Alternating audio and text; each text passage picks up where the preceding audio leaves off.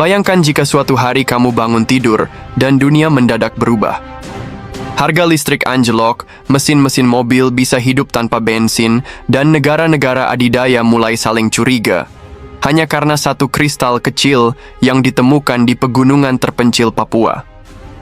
Temuan ini bukan sekadar batu biasa, ini adalah kristal plasma alami yang memancarkan energi abadi, tanpa henti, tanpa polusi. Tapi tunggu dulu, kenapa Amerika, China, dan Rusia justru panik dan berebut datang ke Jakarta? Apa yang mereka sembunyikan? Apakah ini akhir dominasi energi fosil dunia? Atau justru awal babak baru perebutan sumber daya di Asia Pasifik? Dan inilah fakta paling gilanya. Indonesia bisa menjadi kiblat energi masa depan dunia, menggeser kekuatan lama hanya dalam waktu kurang dari 5 tahun. Tonton video ini sampai akhir, karena di bagian terakhir kamu akan melihat bagaimana Indonesia bersiap mengubah peta kekuatan global hanya dari satu titik kecil di tanah Papua, dan kenapa temuan ini bisa memicu konflik energi terbesar sejak Perang Teluk. Papua kembali jadi tajuk utama media dunia, bukan karena Freeport, bukan karena emas, tembaga, atau nikel, tapi karena satu hal yang lebih dahsyat, kristal plasma alami. Sebuah struktur kristalin misterius yang ditemukan tim geologi Universitas Cenderawasih bersama Badan Riset dan Inovasi Nasional, BRIN, pada pertengahan bulan Juli 2025. Benda seukuran biji salak itu, setelah diuji laboratorium, memancarkan medan elektromagnetik stabil tanpa perlu input energi eksternal. Dalam istilah awam, ini adalah bentuk energi abadi. Dan menurut para peneliti, ini bukan buatan manusia. Benda ini terbentuk alami, terkubur selama jutaan tahun di perut tanah Papua. Temuan ini terjadi di kawasan Pegunungan Bintang, pada kedalaman hampir 2.700 meter, saat tim geoteknik sedang melakukan eksplorasi tanah untuk proyek pembangunan jalur Trans Papua, yang dibiayai lewat skema kerjasama pemerintah dan badan usaha, KPBU. Awalnya kami kira hanya batuan biasa dengan kandungan logam tinggi, tapi saat kami isolasi dalam ruang vakum, benda itu tetap berdenyut elektromagnetik, tidak melemah. Tidak hilang, ujar Profesor Yohanes Waran, Ketua Tim Riset Universitas Cenderawasih, tidak butuh waktu lama. Setelah berita bocor ke media, 3 negara langsung mengirim delegasi teknologi tingkat tinggi ke Indonesia, Amerika, China, dan Rusia. Ketiganya secara terang-terangan meminta akses terhadap kristal plasma tersebut. Duta Besar Amerika untuk Indonesia bahkan secara pribadi bertemu Presiden Prabowo di Istana Bogor. Tidak hanya itu, menurut sumber internal yang tidak bisa disebutkan namanya, ada tawaran tak resmi senilai 2 miliar dolar, sekitar 34 triliun rupiah, hanya untuk mendapatkan hak studi awal selama 1 bulan. Namun Indonesia menolak. Pemerintah menyatakan bahwa semua proses riset akan dilakukan mandiri bersama negara-negara mitra strategis global selatan, seperti Brasil, India, dan Afrika Selatan. Keputusan itu memicu ketegangan diplomatik.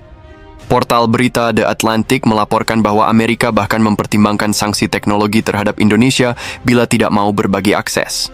Jika benar bahwa kristal plasma ini adalah bentuk energi abadi, maka potensi Indonesia untuk menjadi Arab Saudinya energi baru sangat terbuka. Benda ini tidak menghasilkan asap, tidak menghasilkan limbah, tidak butuh reaktor, dan hanya sebesar kepalan tangan, bisa menyalakan satu jaringan listrik setara kota kecil selama lebih dari 12 bulan. Para analis di London menyebut ini sebagai quantum disruption dalam geopolitik energi. Negara-negara penghasil minyak akan terancam. Bahkan raksasa energi seperti ExxonMobil dan Chevron sudah memanggil tim krisisnya untuk menyusun ulang skenario bisnis energi global. Menurut laporan awal, setidaknya ada 72 kristal plasma yang tersebar dalam formasi batuan di kedalaman tanah Papua. Tidak semua bisa diekstraksi dengan mudah, tapi 7 di antaranya sudah berhasil dibawa ke laboratorium utama di Bandung untuk proses analisis lanjutan. Nilai ekonominya belum ada harga pasti, tapi jika satu kristal bisa menggantikan satu pembangkit listrik tenaga gas selama setahun, maka nilai konservatifnya bisa mencapai 500 juta dolar, sekitar 8,5 triliun rupiah per unit. Lalu apa yang terjadi jika seluruh cadangan dikomersialisasikan? Kita bicara potensi kekayaan negara hingga ratusan triliun rupiah per tahun, tanpa polusi, tanpa ketergantungan pada bahan bakar fosil. Masyarakat Indonesia menyambutnya dengan penuh harapan. Namun di sisi lain ada juga kekhawatiran. Sebagian netizen bertanya-tanya, Apakah ini justru akan membuat Papua jadi target baru perebutan asing? Apakah kita siap menjaga kekayaan ini dari sabotase dan infiltrasi? Pertanyaan-pertanyaan itu tidak berlebihan, karena sejarah telah mengajarkan bahwa setiap kali ada sumber daya strategis ditemukan, maka konflik, campur tangan asing, dan permainan kekuasaan selalu mengikuti. Menanggapi dinamika tersebut, Kementerian Pertahanan langsung bergerak. Dalam rapat terbatas bersama Presiden, Menhan menetapkan bahwa zona pegunungan Bintang diubah statusnya menjadi Objek Vital Nasional Strategis (OVNS) dan akan dijaga oleh gabungan pasukan dari TNI AD, TNI AU, dan Marinir. Dalam pernyataan resminya, Presiden Prabowo mengatakan, "Kita tidak akan mengulang kesalahan sejarah. Energi masa depan ini harus dikuasai, dikelola, dan dimanfaatkan untuk rakyat Indonesia. Papua bukan hanya masa lalu, tapi masa depan Republik ini. Bagaimana dampaknya ke BRICS dan dunia Islam?" Keputusan Indonesia untuk menggandeng negara-negara global selatan membuka babak baru dalam peta geopolitik energi dunia. Dalam forum BRICS Plus yang akan digelar bulan September di Kazan, Rusia, Indonesia dijadwalkan mempresentasikan temuan ini sebagai proyek multilateral. India dan Uni Emirat Arab sudah menyatakan minat mereka untuk bergabung dalam riset kolaboratif ini. Bahkan Arab Saudi mengusulkan agar kristal plasma ini dijadikan basis teknologi energi haji dan umroh bebas karbon. 1 minggu setelah kabar temuan kristal plasma Papua meledak ke publik, peta diplomasi internasional mendadak berubah arah. Jika sebelumnya Indonesia dipandang sebagai negara penghasil nikel, sawit, dan batu bara, kini negeri ini menjadi pusat perhatian dalam arena energi kuantum global. Dalam pidato di Forum ASEAN Plus pada akhir bulan Juli 2025, Presiden Prabowo menyatakan bahwa Indonesia tidak akan menjual kristal plasma sebagai komoditas mentah. Melainkan, Indonesia hanya akan mengekspor teknologi berbasis energi plasma, hasil olahan Badan Riset dan Inovasi Nasional bersama mitra strategis global. Kita tidak ingin menjadi buruh dalam revolusi energi ini. Kita ingin menjadi pemilik pabriknya, bukan sekadar penggali tambang. Tegas Prabowo disambut tepuk tangan delegasi dari Filipina, Vietnam, dan Malaysia. Langkah itu jelas menyulut reaksi keras dari negara-negara adidaya. Washington dan Beijing menilai keputusan Indonesia prematur dan tidak inklusif. Namun banyak analis menilai justru inilah momentum kebangkitan poros energi selatan, sebuah penyeimbang dari dominasi energi barat selama lebih dari 1 abad terakhir. Bagaimana dampaknya bagi rakyat Indonesia? Pertama, sektor energi nasional akan mengalami transformasi masif. Saat ini, PLN dan Pertamina telah menyiapkan roadmap transisi energi berbasis kristal plasma. Targetnya, pada tahun 2030, setidaknya 50% pembangkit listrik Indonesia tidak lagi menggunakan batu bara atau gas, melainkan kristal plasma sebagai sumber utama energi bersih. Kedua, Indonesia bisa menjadi eksportir teknologi energi plasma. Sudah ada minat dari negara-negara Afrika, termasuk Kenya dan Nigeria, untuk membeli reaktor plasma mini hasil prototipe Universitas Gadjah Mada dan ITB. Nilai ekspornya diperkirakan mencapai 20 juta dolar, sekitar 340 miliar rupiah per unit. Ketiga, akan terbuka lapangan kerja baru di bidang rekayasa plasma, pengolahan kristal, dan teknik elektromagnetik. Pemerintah menargetkan akan menyerap hingga 200.000 tenaga kerja terlatih dalam 5 tahun ke depan, terutama dari Papua dan kawasan timur Indonesia.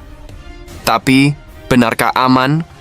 Meski disebut sebagai energi abadi, kristal plasma masih menyimpan banyak misteri. Beberapa ahli menyuarakan keprihatinan atas kemungkinan interaksi plasma dengan medan geomagnetik bumi yang belum sepenuhnya dipahami. Dalam laporan ilmiah yang diterbitkan Nature Energy, disebutkan bahwa reaksi plasma alami bisa memicu fluktuasi cuaca ekstrem, terutama jika digunakan dalam skala besar dan tanpa sistem isolasi yang ketat. Namun Indonesia menjawab kekhawatiran itu dengan mempercepat pembangunan pusat isolasi plasma nasional di Serpong yang diperkirakan selesai akhir tahun 2026. Cina kirim kapal riset ke Arafura.